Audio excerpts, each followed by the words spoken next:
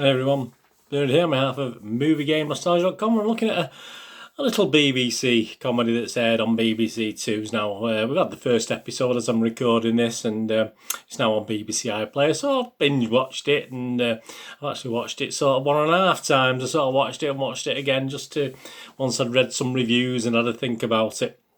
Please, if you're new to this little channel, please push the old subscribe button in the corner there, push the bell notification so you know all these little specials are coming out on movies and TV dramas, etc.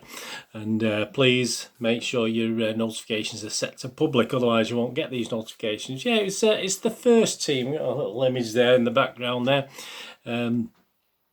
6 episodes created by Damon Beasley and Ian Morris, if you pronounce it like that. I don't know what happens with the extra I in there with the Ian and Ian.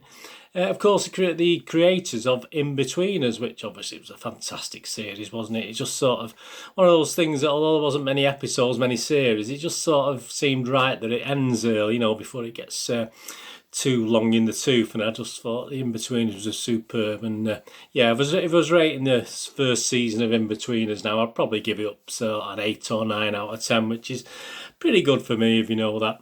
Yeah, I mean, this little story, the first team, of course, well, it's based on Matty, Jackie and Benji, who are all young players.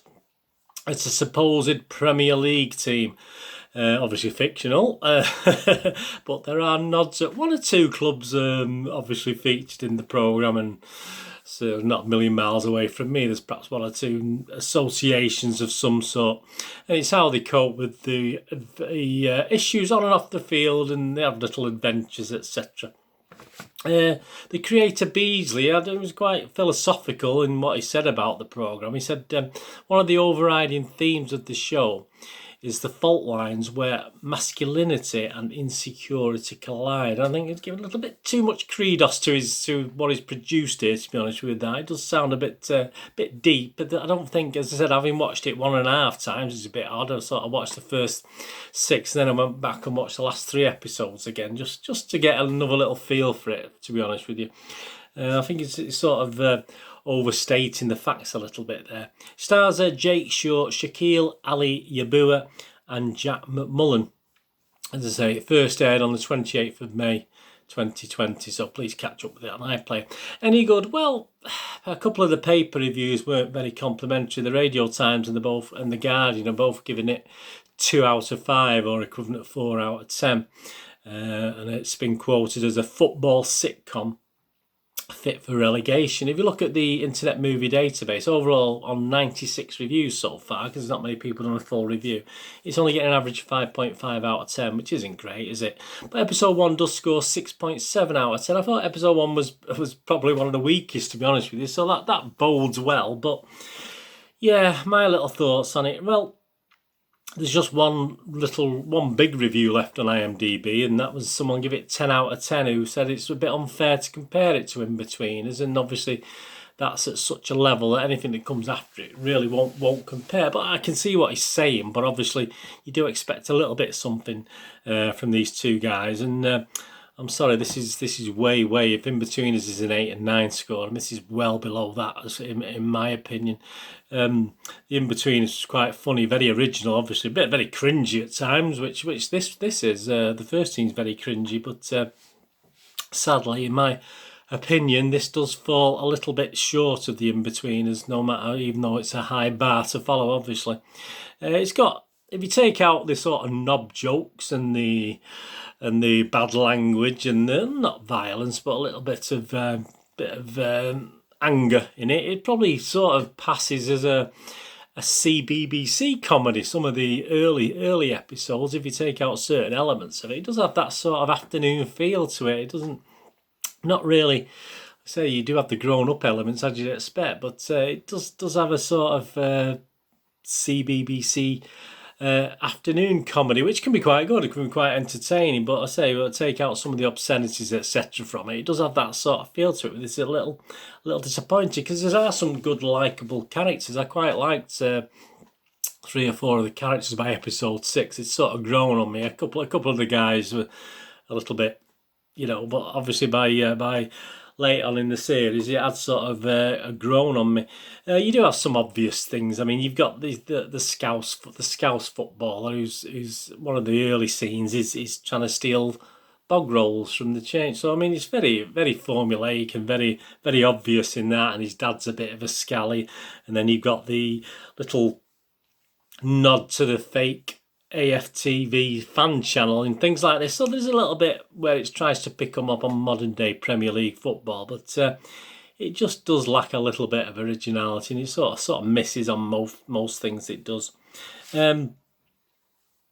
As a modern comedy, well, BBC has some good ones. I mean, there's a couple there I'm going to watch now that I've just seen while I've been looking through BBC iPlayer, because I do tend to miss these things. And I did a special intro on BBC iPlayer many months ago, and it's perhaps time to do another one, because there's stuff on there, certainly BBC Three and stuff, where we do tend to miss it, and the BBC don't make a great thing of it. And they do make some good, great original comedies. Unfortunately, I don't think the first team sort of lives up to that.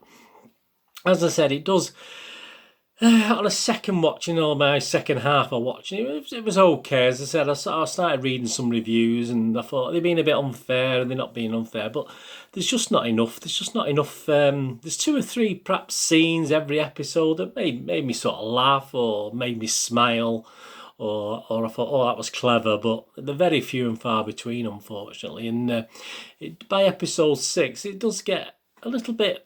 It does get a little bit a darker side to it, which is okay. And perhaps if we'd had that a little bit earlier in the series, it might have stood up a little bit better. But no, overall, I was a bit disappointed with it, as being obviously a keen football fan myself.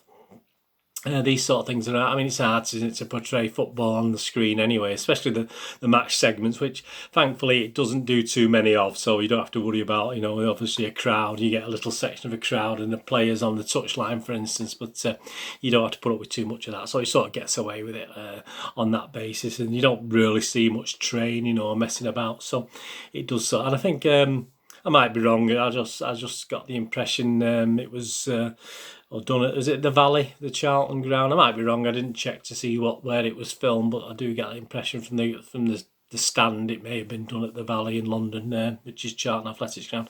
So yeah, good point. I mean, a really good point is obviously one of my heroes, Aguero, gets a little nod in the opening credits, and obviously. So that probably gives it an extra point, in my opinion. But I'm going to be a bit. I'm going to be a bit similar to the critics on this one. I'm not going to give it a watchable rating, although certainly wouldn't put you off watching it. And as I said, there are bits in it that make it a worthwhile, not a total disaster, but unfortunately overall it is a little bit of a letdown. I'm going to give it an MGN rating, a movie game nostalgia rating of just 5 out of 10, which is below my watchable rating. But if you're a football fan, please watch it. Let me know what you think in the comments. But I certainly wasn't overly impressed with it, even though some of the characters are okay.